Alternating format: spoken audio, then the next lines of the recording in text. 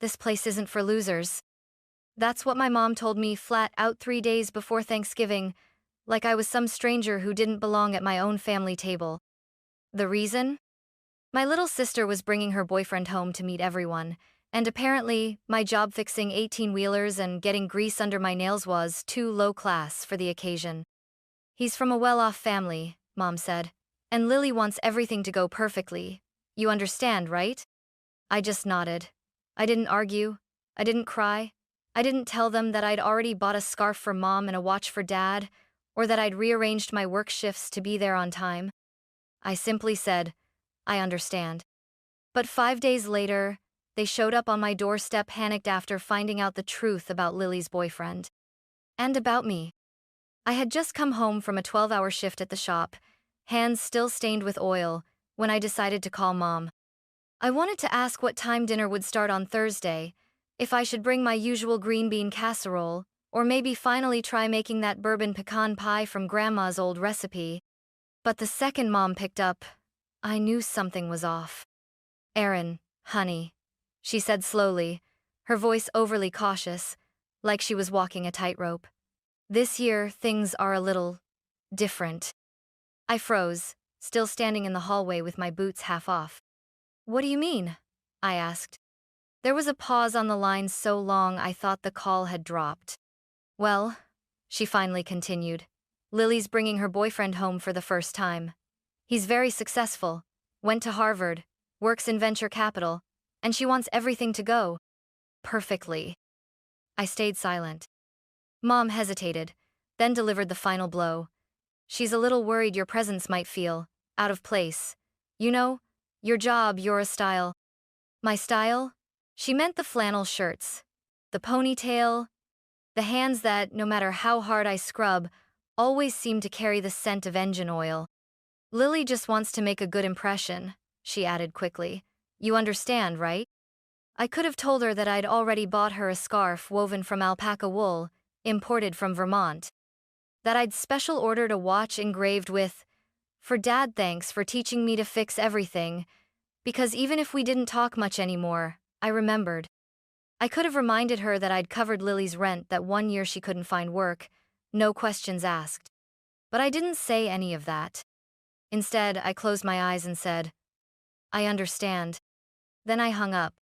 I stood there in the hallway of my little house for what felt like hours. The floor creaked beneath me. A draft came through the windows I still hadn't caulked. Outside, snow had just started to fall. I walked into the kitchen, set the wrapped gifts on the table, and sat down in silence. The phone didn't ring again. Thanksgiving morning arrived with a soft hush of snow blanketing the rooftops and trucks outside. The whole world felt still, like it was holding its breath, but my house was quieter than ever. No sound of football on the TV. No scent of roasting turkey. No clatter of dishes or arguments over how long to bake the pie. Just silence. I stayed in bed longer than usual, staring at the ceiling. Around 9 a.m., I finally got up, threw on a hoodie, and made myself a simple breakfast: 2 eggs and toast. The scarf I bought for Mom still sat in its white gift bag on the kitchen table. I didn't touch it. Around noon, I packed my toolbox, drove across town, and stopped at Mrs. Halpern's house. She was a retired teacher I'd helped a few times before with her old pickup and busted water heater. 2 days ago, she left me a voicemail saying her garage door opener was stuck again. She answered the door wrapped in a thick cardigan, her eyes lighting up like I was the only visitor she expected that day. You're working on Thanksgiving? She asked gently. I shrugged. Better than sitting around doing nothing. She gave me a knowing look and just said, Coffee's on the table. Fixing her garage opener only took 40 minutes. I stayed a little longer though, helped her carry in firewood, changed the batteries in her smoke detector, listened to her talk about her late husband, who always carved the turkey with too much flair. Before I left, she handed me a slice of pumpkin pie wrapped in foil. In case you forget how good home can still taste. Driving home that evening, I passed by my parents' street. All the lights were on in their house.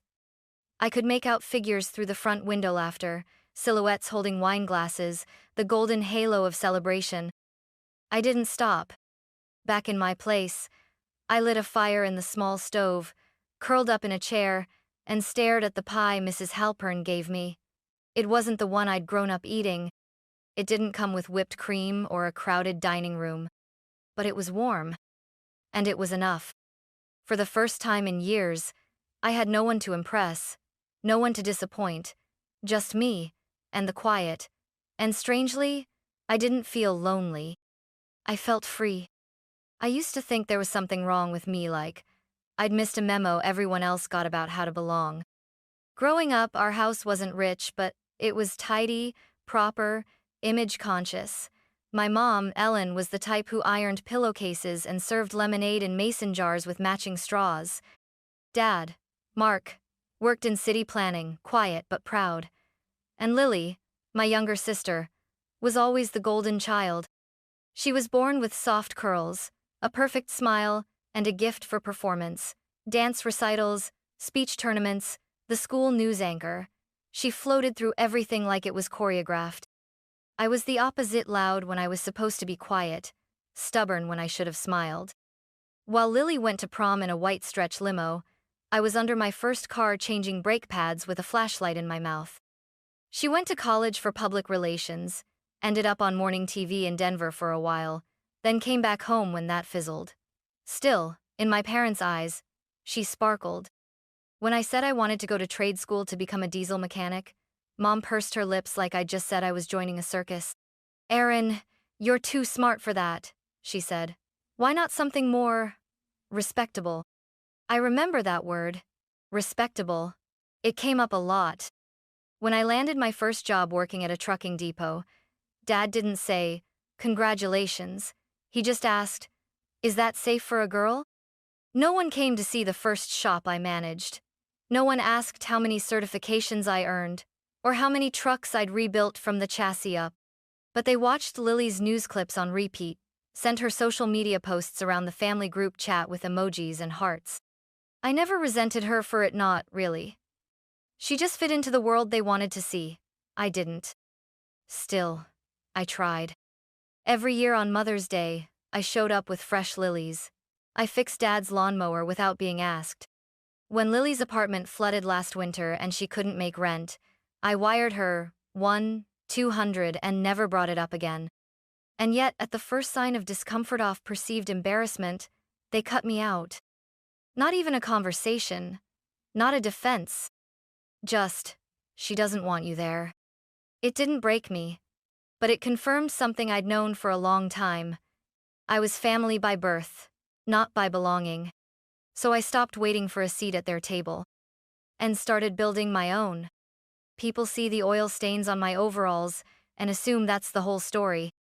But there's more under the hood than anyone knows.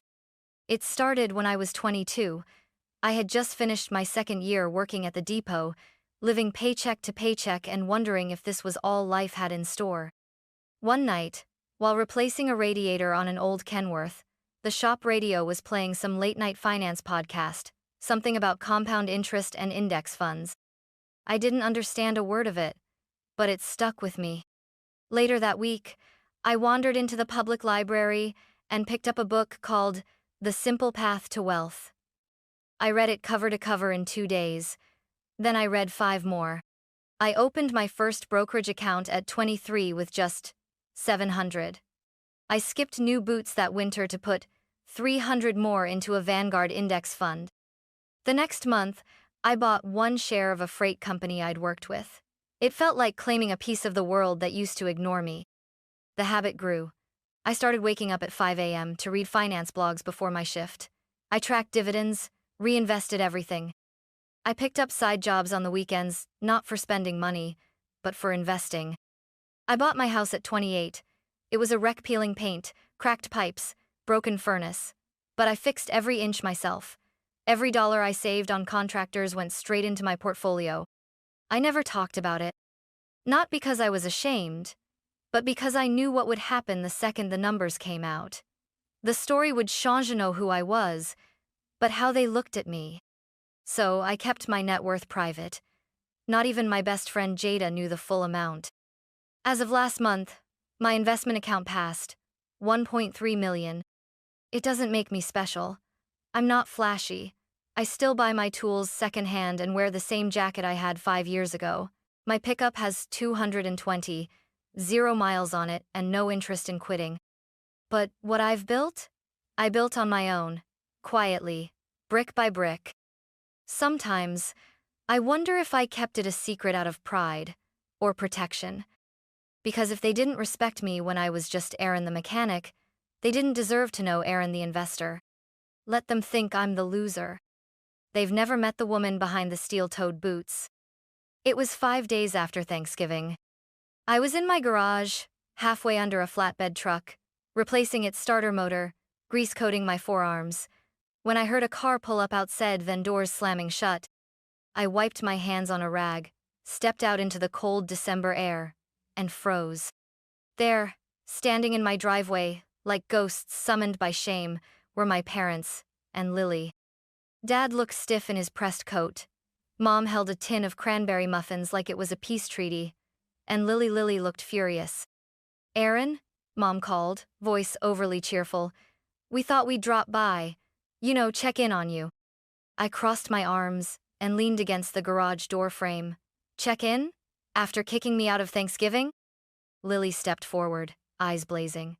"You should have told me, Erin." I blinked. "Told you what?" "That Evan used to work for you." I stared at her, stunned. Evan? Her boyfriend? The one I wasn't allowed to meet because I was too blue-collar? "I didn't know it was the same Evan until yesterday," she snapped. "He came over for dinner again. My nail polish chipped, and I joked about it being from peeling shipping label sand.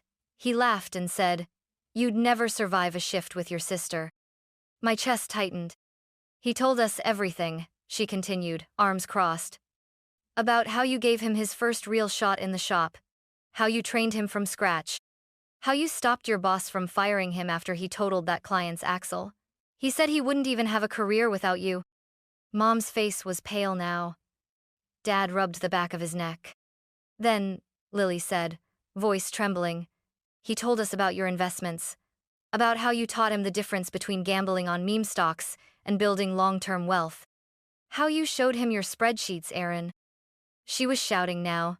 "He said you have over $1 million tucked away, and you never told any of us?" I let the silence hang in the air, like the fog of engine smoke. "No," I said finally. "I didn't." Mom stepped forward, voice small. "We had no idea, honey." I looked at her, then at Lily. Would it have mattered? Would I have been invited if Evan hadn't said something? They didn't answer. Dad cleared his throat. "It's not about the money, Erin." I laughed. "Isn't it?" Lily's eyes shimmered not with tears, but humiliation. "You made me look stupid in front of him." That cut deeper than I expected. "I didn't make you do anything," I said flatly. "You chose to be ashamed of me before you even knew me." Mom looked down at the tin in her hands, then back up. "We came to apologize, and we wanted to talk." She glanced nervously at Lily. "Evan's starting a business, something with auto parts distribution. He thinks you two should meet again. Maybe work together. Combine your strengths." There it was, the shift, the real reason. Not guilt, not love. Opportunity. I exhaled sharply and stepped back into the garage. "You came to apologize," I said, "but you brought a pitch."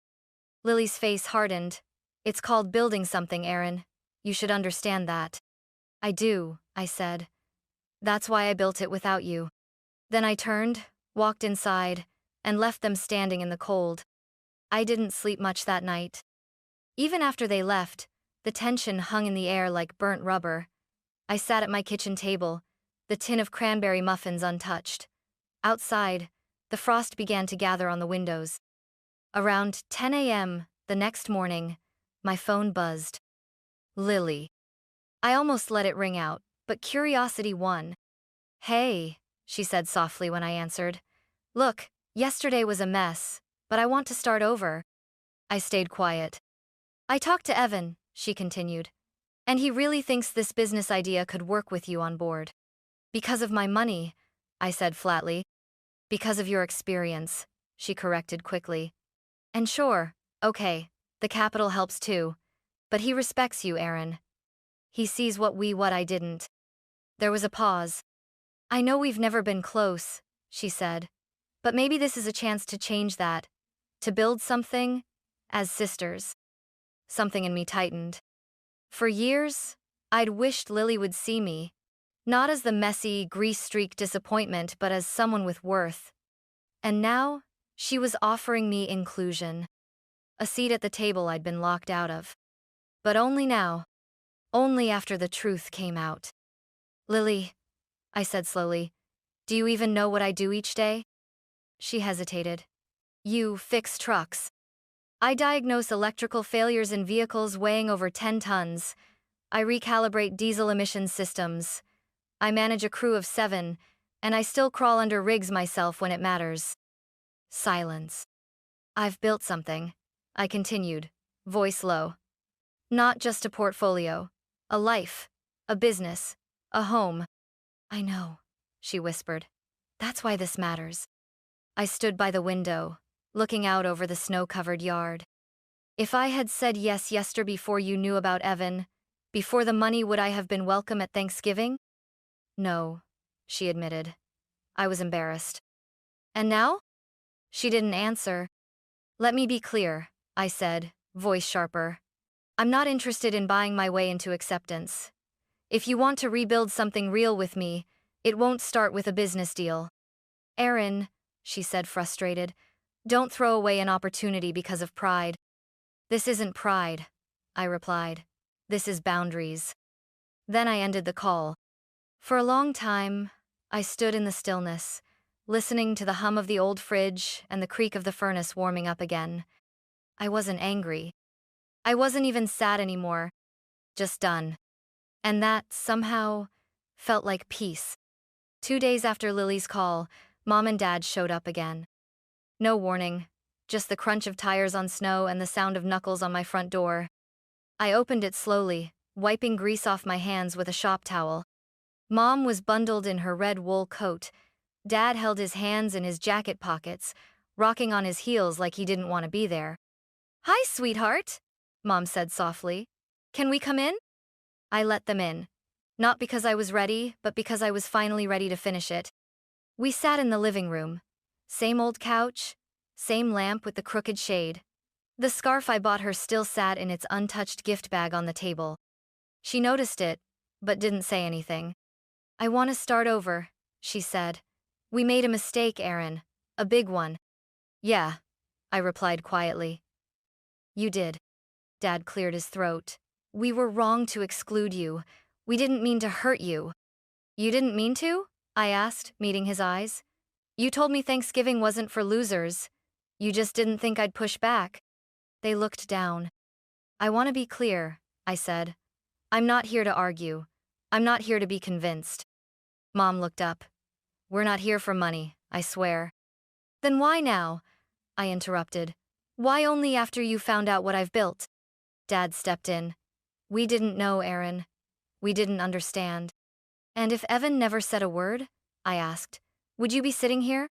Silence. I leaned forward, voice steady.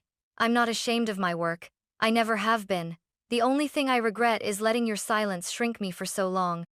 Mom's eyes glistened. We were trying to protect Lily's moment. We didn't mean to erase yours. But you did, I said. And I've spent years giving, forgiving, and waiting to be enough for you. I looked between them. This is where that ends. They both froze. I'm not cutting you off, I added. But I'm done begging to belong. I'm done performing for a place at the table. Dad sighed heavily. So what happens now? I stood, walked to the door, and opened it slowly. What happens now, I said, is that you decide whether you can love me for who I am, not who you wish I'd been. But you do it from the other side of this door. Mom stood but didn't move. Her mouth trembled like she wanted to say something but didn't know how. I didn't fill the silence for her. For once, I let it speak. And after a long moment, they stepped outside. I closed the door behind them, gently. Not out of anger. Out of clarity. It's been almost a year since that door closed. I haven't heard much from my parents since then. A few holiday texts, A birthday card with just a signature row message. Lily called once, a month later. Said Evan had left the startup. Said she wasn't sure what to do next.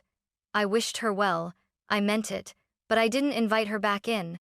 I wasn't angry. Not anymore. I was just free. In the months that followed, something surprising happened. People started finding their way to me, not the ones who had once ignored me, but new ones, real ones. Young women from my old trade school reached out, asking how I built my portfolio. A local community center invited me to speak at a financial literacy workshop. I started saying yes. Not because I needed validation, but because I finally had something I wanted to give. Proof that you don't need to be polished to be powerful, that you can build wealth with a wrench in your hand and motor oil under your nails. One day, after a session at the community garage, I found a note tucked under my windshield. It said, "Thanks for showing me that worth isn't something you need to prove, it's something you carry." I sat in my truck for a long time holding that note. Later that evening, I stood in my backyard, watching the apple trees I planted begin to bud. I'd always wanted a yard like this, not big, not fancy, just mine. The kind of space where things could grow honestly. Jadamy best friend since forever pulled up in her beat-up Jeep with 2 coffees and a stack of donuts. "You working again?" she teased. "Always," I smirked, brushing sawdust off my sleeves. We sat on the porch, sipping coffee as the sun dipped low behind the rooftops. "You ever think about going back?" she asked gently. I didn't have to ask what she meant. "No," I said. "Not unless they see me without the $1,000,000. She nodded. "They probably won't." I know. I looked at her, this person who never once made me feel small, who saw me in overalls and steel-toed boots and thought, "That's strength, not that's failure." "You know what?" I said, smiling. "I finally feel like I'm not trying to fix the wrong engine anymore." Jada laughed, tossing a donut hole in my direction. That's the most mechanic way I've ever heard someone say, "I found peace." But she wasn't wrong. I wasn't fixing them anymore. I was building me. Not the version my parents wanted, or the one Lily could parade around, but the kind that could sleep easy at night, the kind who chose integrity over invitation. As the stars blinked into the sky, I whispered something I hadn't dared say aloud until that moment. I am not a loser. And this time, no one needed to tell me otherwise.